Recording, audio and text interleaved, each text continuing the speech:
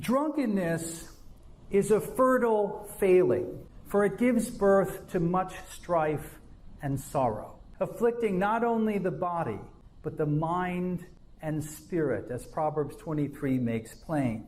Indeed, the Apostle Paul in Ephesians 5 contrasts its enslaving influence with that of the liberating indwelling of the Holy Spirit, as if to say that drunkenness is a kind of possession, a turning oneself over to the rogue powers of this world. Now, as a result of such warnings, some Christian traditions have argued that the only way to avoid such pitfalls is to abstain from wine altogether, believing that abstemiousness is the only sure route to evading drunkenness, that temperance demands teetotalism.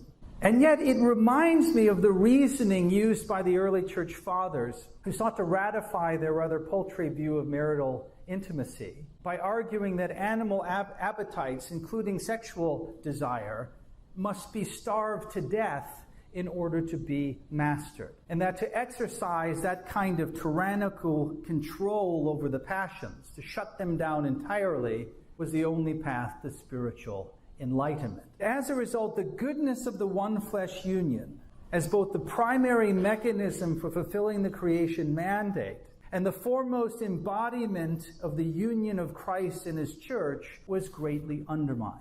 I am persuaded that the teetotalist view, the abstinence view concerning alcohol, does something similar to the goodness of wine.